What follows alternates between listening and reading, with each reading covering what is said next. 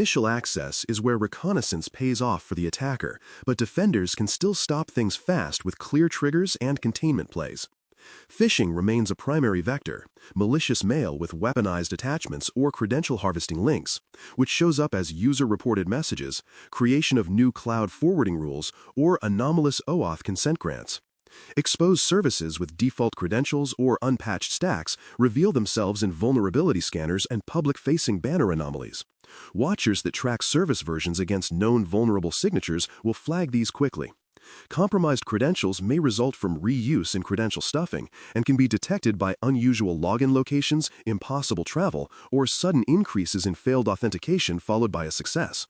Fast containment triggers should be immediate credential revocation for the affected account, temporary network segmentation of the impacted host, and capture of volatile artifacts such as process lists and ephemeral network state before you isolate. Credential theft patterns come in repeatable flavors, and each has specific detection points you can instrument. Credential spraying and stuffing produce high counts of authentication attempts across many accounts or the same account with many passwords. Logs show distributed login failures, often from varied IP ranges. Kerberosting attacks target Kerberos service tickets and appear as unusual service ticket request patterns for service principals and subsequent offline cracking attempts observable when high volumes of TGT or service ticket-related requests occur.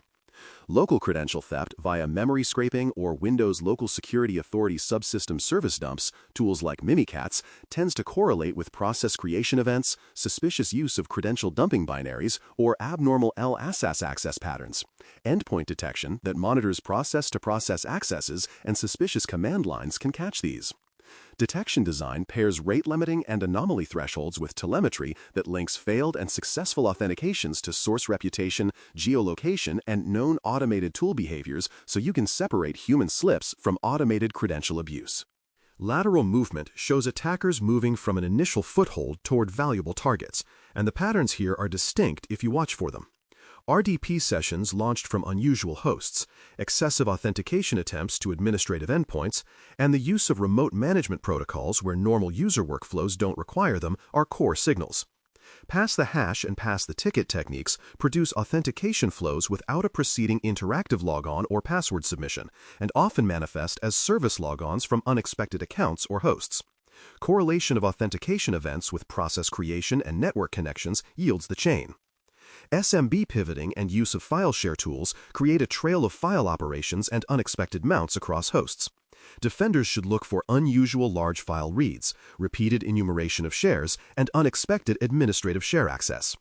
Segmenting networks, enforcing least privilege on admin protocols, and requiring multi-factor authentication for sensitive remote tools convert lateral movement into noisy, detectable behavior and constrain the available paths attackers can exploit. Data staging and exfiltration are the climactic sequences of many incidents, and their methods vary from crude to clever cloud drive uploads. Encrypted HTTPS transfers and DNS exfiltration are common.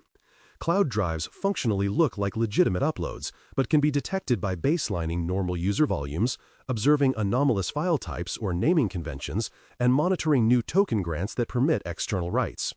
Exfiltration over HTTPS uses legitimate encrypted channels, so defenders must rely on metadata, destination reputation, timing, unusual client behaviors, and SNI or certificate inconsistencies. DNS exfiltration exhibits odd query size patterns, frequent long subdomains, or repeated requests to recently registered authoritative servers. Throttle detection strategies include long window behavior baselines, cumulative data volume alerts, and staged rules that escalate as suspicious activity persists, balancing false positives with the need to catch slow, deliberate exfiltration. Mapping patterns to the MITRE ATT&CK framework helps you prioritize coverage rather than chasing every possible technique, and doing that well keeps response practical. Identify the high-frequency techniques relevant to your environment: phishing, valid accounts, remote services, and data exfiltration, and map them to corresponding detection controls and telemetry points. Use the framework as a kit to group instrumentation, which data sources cover which technique, and which controls provide prevention, detection, and response.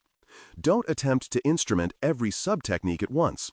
Prioritize those with the highest operational risk and likelihood in your context, then expand coverage iteratively. The outcome is a focused detection engineering roadmap where each telemetry investment yields measurable increases in defensibility against a mapped set of adversary moves.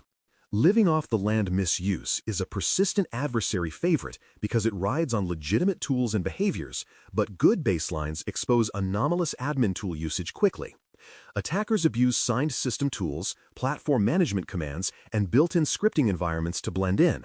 They run Certil, PowerShell, WMIC, or use native package managers, and these actions look normal unless you have a baseline for frequency, origin, and context.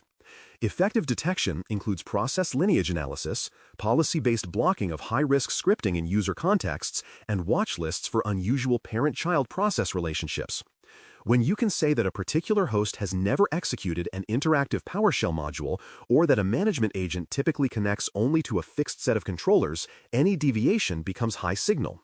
The principle is to let normal operations be inexpensive to monitor while raising the cost and detectability of malicious reuse.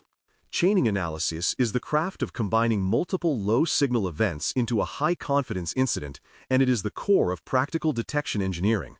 A single failed login from an odd country is noise, and a single unusual DNS query is noise.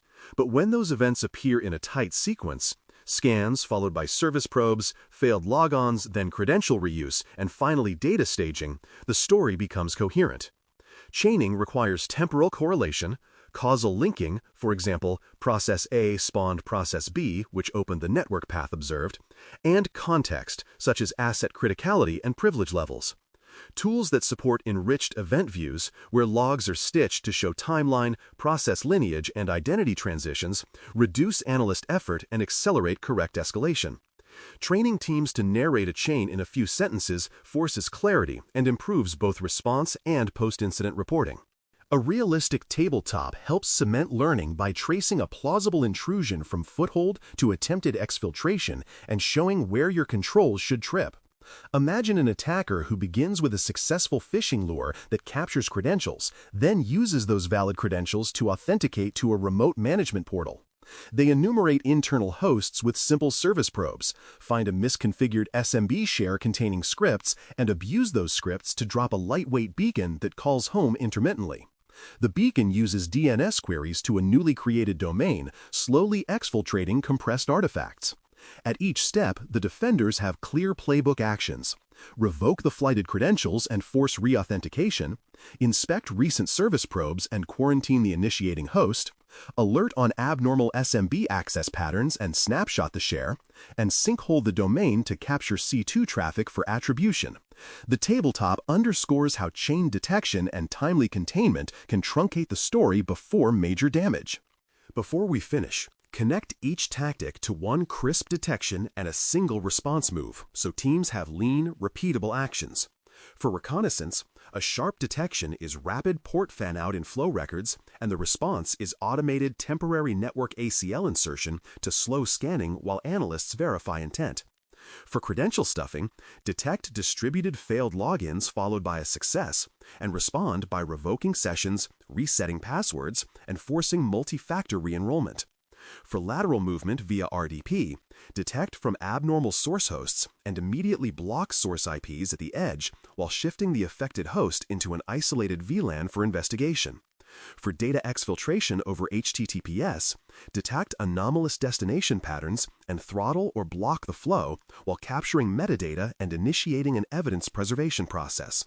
These pairings keep playbooks short and executable under pressure. Conclude by turning this material into a practical gap check and prioritize detection backlog you can act on this week.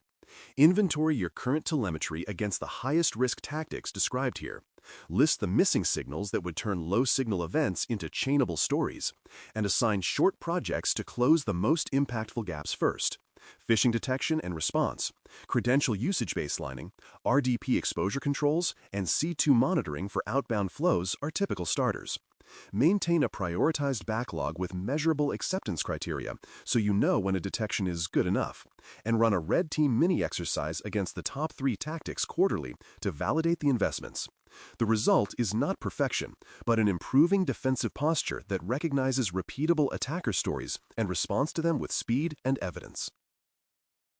Thanks for listening. For more audio courses, daily newsletters, and more, please visit baremetalcyber.com.